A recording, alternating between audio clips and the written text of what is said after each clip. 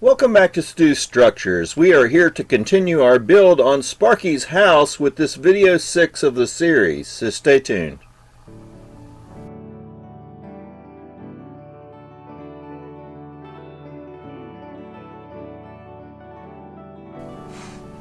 So welcome back to Stu Structures. I am Mark Stewart, and we're coming along pretty good on this Sparky's house. It's been a real slow process. I just have so much going on in my personal life. This video is a day late coming out because I just I had my trip to Virginia. I didn't get anything accomplished on the building while I was there because I just had so much work that I had to accomplish.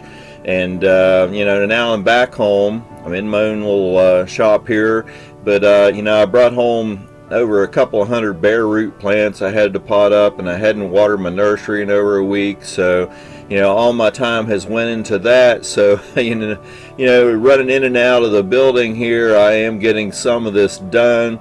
So we're going to continue on with this and get some more of this roof done. Let's just see how much we can get accomplished in this video.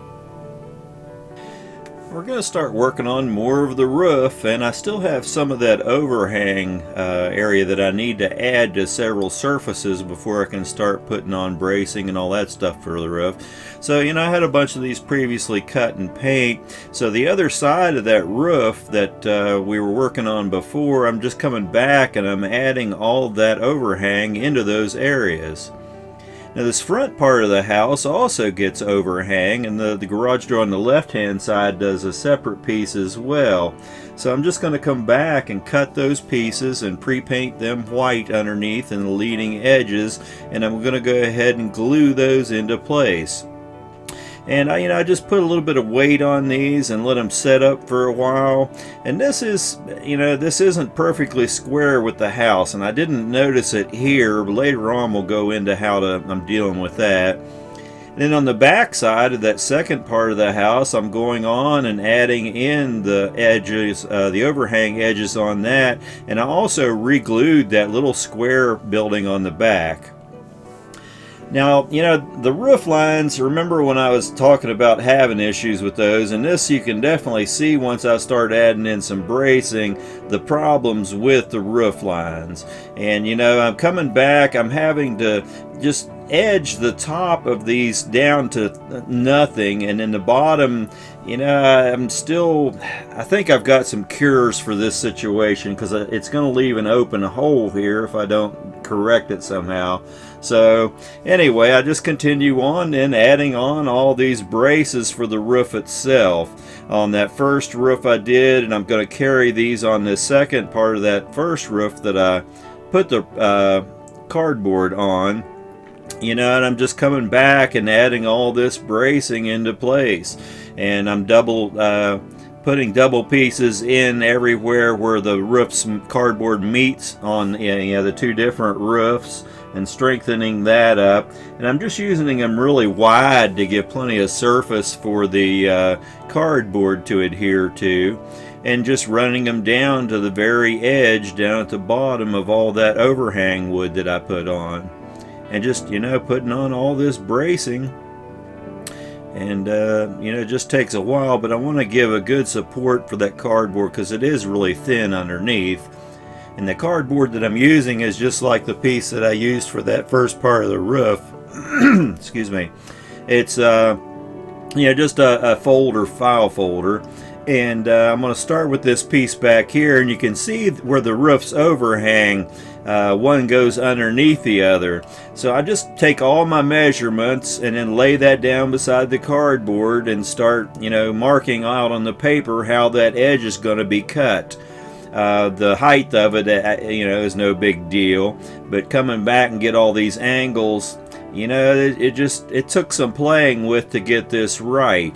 And I cut it out originally. I just come back and put it into place, and just a couple of edges still need to be worked on, so I take it back off and cut it again. And you can see with all the scraps here, there were several little just adjustments I had to make to this, and then I go ahead and put the control lines on the cardboard for the roofing once I go ahead and get it on, and then glue it into place.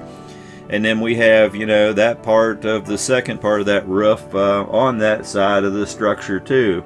Now, there's still some playing around with some things to do here, but I'm going to do the front half of that same roof and get it into place. And I just take all the measurements, and this one doesn't have an overhang that it needs to be cut into it, so this is just a straightforward cut pretty much. And I just make all my measurements on paper, take it aside and cut it, put it into place, trim it, and make sure everything's going to line up before I glue it down.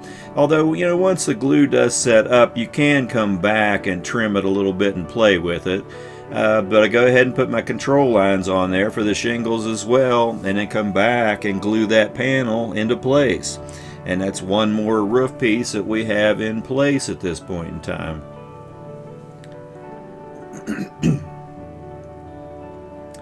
Now this front roof here, I was going to go ahead and start cutting the cardboard for that, and you can see the front edge of it that is out of square. And I didn't notice it was quite as bad until I went ahead and cut this roof piece. I just did this the same as I did all the other pieces. But while I was putting that onto place and trimming it, I realized just how bad this was really out of square. And I can't believe I didn't notice this before now, but in any case, I've got to correct this. This just isn't right. So the overhang piece, I'm going to have to come back and just cut this real thin piece to add to the front of that to get the overhang square. And I come back and glue that on to the front edge of that board, and I'll have to come back and put white paint under it to match the other piece. And I'm going to have to take these supports for the roof loose and come back and redo those as well, and just make it right so once I get the cardboard on there it's square. But you can see where we are at this point at the end of this video. It just, not enough time in the day, but there was some good progress made this week. Now the other thing I did get to in between letting glue dry this week is I took a bunch of this 1x6 lumber, and there's a lot of trim on this house. So I just started pre-painting several strips of this white 1x6 too, so that I would have it for trim when I could get back and start doing the trim. So there you have this week's segment of Building Sparky's House. It has been a slow process. This next week I'm home all week, so I should be able to get a good bit done in this next week. But it was nice to get that much accomplished in the roofs, and just a couple of afternoons really here and there when I could jump in here to get something accomplished. There's just so much going on. In any case, it was nice to get to this point. Hopefully in the next week or two maybe we can bring this to a conclusion. We've still got some roof work to do on the roof. The shingles take a while. I still have to manufacture some. I've been doing some every day and just trying to get ahead of them, so when I start laying them I'll have most of them cut, and I've still got some more of those to cut. And then we have all the the deck and the patios, that type of thing to put on there as well. On the front and the back of the house with the handrails and all that. So there's a little bit more to go on this, and some of the details that need to go on to the house as well. So anyway, thank you for coming back and sharing this time with me. I do appreciate it. Hopefully you're learning something on how to do this for yourself. Sometimes you don't have anything to work from except for a photograph, and on this one, I could have asked Sparky to measure the house, but I just told him to send me some photos, and we did what we did. Like I said in I think my last video, I think the house is just a slight bit overscale. It's HO scale that I'm building in, and when you're going from pictures, there's only so much you can do. There's no way to do everything, so sometimes you just kind of have to make an educated guess at how some things may work or what the measurements are. I think overall this house is coming along real well. You saw the ends of those roofs there, and I'm going to have to play around with that. I think I've got some ideas on how to deal with that and correct those roof lines. Way back in one of my earlier videos I talked about how much I just the roof lines just didn't make sense to me, and then I figured out why when I started putting all these eaves and overhangs on. And in that one picture, I kind of described that a little bit. But you know, that's what you come across when you're scratch building buildings. You know, the best well-laid plans that don't always come together as planned. And in my life, nothing ever comes together as planned. Just I roll with the punches. I learned to do that a long time ago. I told somebody one time that I was born on a pile of rugs, and you know, as soon as you stand up, somebody rips a rug out from underneath of you, and you get back up, and somebody rips another rug out from underneath of you.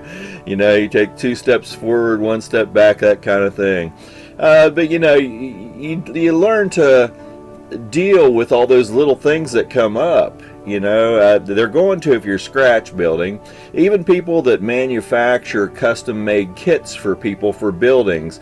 You know, when they're designing their kits, they'll design it and they'll cut, you know, one sample of their kit, and then they'll try to build it.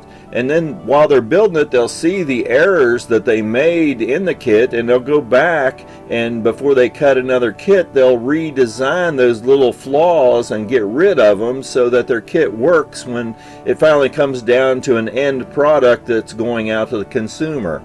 So, you know, it is a process that you have to go through to scratch build. And the more and more you do it, you know, the less of those problems you'll have, and you'll see them in advance and be able to correct them and not have to undo things and redo things. But in any case, you know, it's all just a matter of jumping out there and doing it. Some things are more complicated than others. Just find something really simple, an outbuilding, an outhouse, you know, whatever, and just start scratch building something. That's what it's all about. And you know, you'll never do it if you just don't do it. It's not that hard. It's more time consuming. I say that over and over and over, but really it is. And everybody has their own methods on how they do these things. So, you know, you may do something a lot differently than I do. But it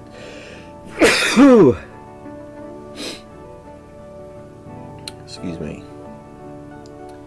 But you know, whatever works for you is what you're looking for. You know, you may not do everything like I do it. In any case, I'm going to get off of here. Thank you for coming back. Share this with other people out there in the hobby.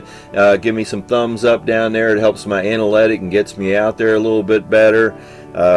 You know, it's all good. It's all about just enjoying the hobby and, you know, doing something that you're happy with, and enjoy running your trains, and happy model railroading.